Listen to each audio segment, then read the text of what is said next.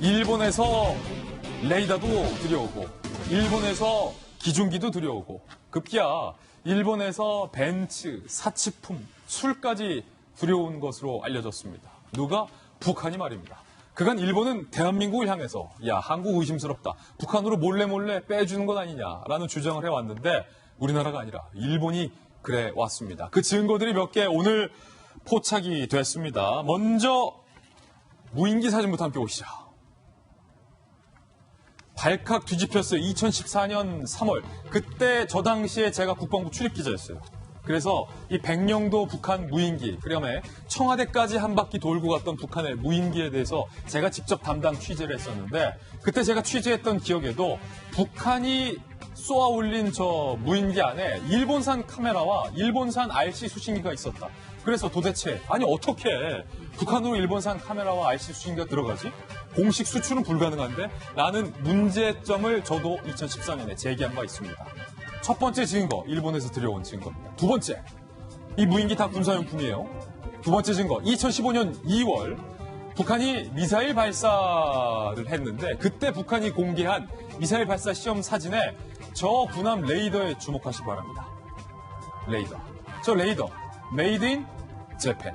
일제 군함 레이더가 버젓이 2015년에 북한 군함에 장착되어 있는 겁니다. 이거 다 유엔이 금지했기 때문에 일제 레이더가 북한으로 들어갈 수가 없어요. 합법적으로는 도저히 들어갈 수가 없습니다. 그러면 어떻게 들어갔냐?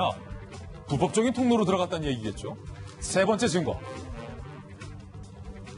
2017년 비교적 최근입니다. 5월 북한이 화성 12형 중장거리 탄도미사일을 공개했습니다. 이거 유엔 제재로 불법이에요. 북한이 탄도미사일 쏘면 안 되는데 그때 기중기가 한 대 동원됩니다. 북한 방송이에요. 그 기중기, 지금 보고 계신 기중기인데 메이드 인 어디겠어요? 재팬이죠. 일본이에요. 어떻게 들어갔냐는 겁니다. 이거 못 들어가요. 불법이에요. 일본이 오히려 군사용품까지 북한에 불법 수출하고 있었던 증거들과 정황들이 속속 오늘 포착이 됐습니다. 그뿐만이 아닙니다. 김정은이 탔던 벤츠도 일본에서 불법 수출한 정황이 포착됐어요. 이건 누가 잡았냐? 유엔이 잡았습니다.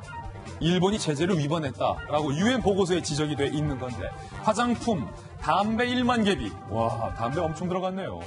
이거 다 사치품으로 국제사회에서 북한으로의 유입은 금지한 겁니다. 사케 12병, 비싼 사케예요. 중고 피아노 93대, 렉서스, 벤츠 등 고급 승용차 18대. 일본이 북한으로 다량 수출한 사실을 유엔이 확인해서 이거 제재 위반이다라고 보고서까지 써낸 게 오늘 포착이 다 됐다는 겁니다. 박정화 대변인. 네. 적반하장도 유불수지. 자기들이 그래놓고 어디다 그래요?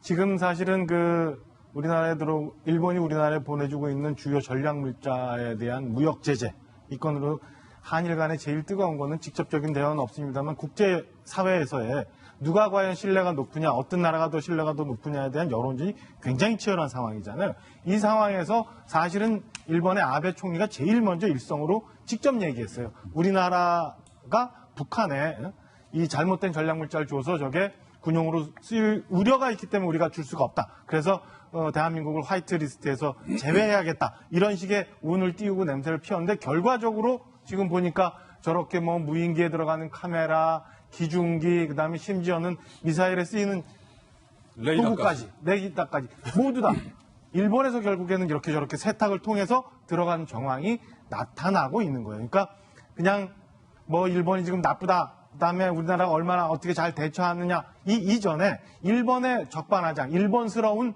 저런 일에 대해서 우리가 통탄하지 않을 수가 없는 상황입니다. 그러니까 저는 모르겠어요. 앞으로 이게 쭉 양국 간의 관계가 잘 돼서 이게 무난하게 해결됐으면 좋겠습니다만 그래도 잊지 말아야 될 것은 저런 일들을 일본이 지금까지 해오고 있으면서 국제사회에서의 우리나라의 신뢰를 무너뜨리기 위해서 우리가 저런 일을 했다라고 했던 점에 대해서는 분명히 짚고 넘어가야 된다고 생각을 하고요. 예. 저게 여러 조사, 유엔 보고서를 통해서도 나왔습니다만은 심지어는 일본의 우익 신문이라고 할 수 있는 산케이에서도 저런 거를 2000년 말에 보도를 했었거든요. 근데 제가 옛날에 과거 기억을 해보니까 2000년 중반쯤에 제가 인천시에 공무원으로 근무할 때 평양을 며칠 다녀왔습니다. 예. 다녀오고 나서 그 다음에 북한 관계자들이 이제 답방을 해서 우리나라 답방에서 저희가 이제 그 도시 축전 같은 걸 한 적이 있었는데 북한 관계자들이 인천에 와서 박정화 대변인 만난 거예요. 처음에 갔을 때는 전 평양을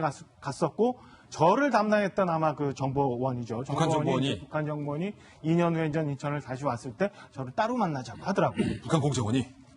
그래서 따로 만나서 한 20분 정도 호텔 예. 위에서 전 차를 마신 적이 있습니다. 그때 무슨 얘기를 하냐. 저보다 한 대여섯 살 아래에 있는 친구였고 그래서 평양 갔을 때 뭐 이것저것 편의를 많이 봐줘서 제가 열심히 들어주려고 했는데 결국엔 보니까 자기 아들이 뭐 지금 몇 살인데 어떻게 되는데 형님 혹시 쓰던 노트북 있으면 하나 구해줄 수 있어요? 이런 얘기를 하더라고요. 그래서 북한 공정원이? 네. 예. 뭐 노트북을 하나 사줄 만한 형편도 안 됐고 이게 과연 넘어가면 안 된다라는 생각도 있어서 결국엔 안 해줬습니다만 몇 년 후에 저 기사를 제가 본 적이 있어요. 그때 당시에 이게 노트북 갖고 얼마나 뭐 유도 미사일 기술을 만드는 데 도움이 될지 잘 모르겠습니다만 북한이 전 세계적으로 굉장히 많은 노트북을 구입을 해서 그걸 갖고 예. 유도 기술을 만들었다. 그래서 그때 제가 이 자식들이 이런 거 하려고 노트북 달라고 했구나 라는 생각을 했거든요. 그러면서 이 자식들의 이 양면적인 예. 얼굴에 대해서 참 그 개탄을 한 적이 있었는데 결국에는 우리 보고 뭐라고 했는데 일본이 그런 일을 하고 있었다라는 게 오늘 밝혀진 겁니다. 예, 북한과 일본 사이에 어떤 불법적인 거래 경로가 있는 건 아니냐라는 의혹마저 드는 대목인데요.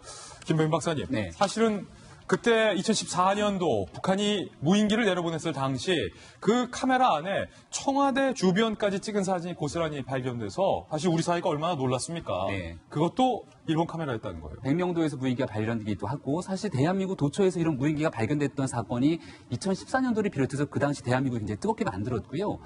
가다가 쭉 전체적으로 대한민국의 주요 군사시설을 찍고 돌아가다가 아마 연료가 다랬는지 중간에 이 낙하됐던 부분들을 발견했던 적이 다 기억날 겁니다.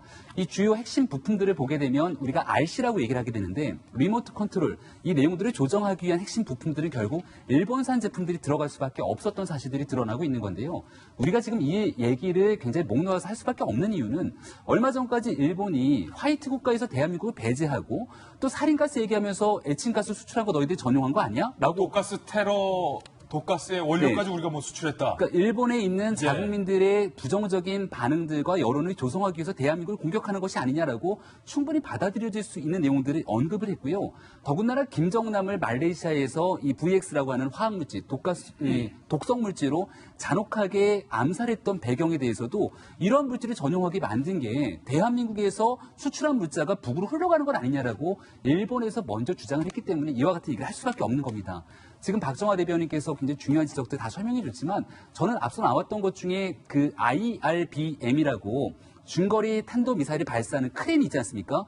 이건 어디로 떨어지냐면 중거리 발사하는 미사일은 일본 본토로 타격할 수 있는 거예요. 일본까지 가죠. 근데 거기에 해당되는 크레인이 어디서 왔는 거 살펴보니 그 일본에서 수출한 걸 하지 않습니까? 그러니까 아마 우리 돌직구 오늘 네. 보도 나가면 일본 국민들도 깜짝 놀랄 거 아니야. 아니 이건 우리를 향한 미사일 발사 크레인에 어떻게 메이드 인 재팬 크레인 기중기가 쓰이냐. 그렇기 때문에 우리 정부가 얘기하고 있는 것은 대북으로 이 제재, 유엔에서 얘기하고 있는 제재를 위반해서 들어간 것이 있다면 제3국가 국제사회에서 굉장히 공정하게 한번 다 얘기를 해봤으면 좋겠다라고 얘기를 하고 있는 것이고요. 일본 정부에서도 무리한 주장 이전에 과연 북의 핵무기라든지 미사일, 군사적인 도발에 혹시나 관여하게 됐던 내용들은 없는지 면밀하게 살펴보는 계기가 될 것 같다는 생각이 듭니다. 예.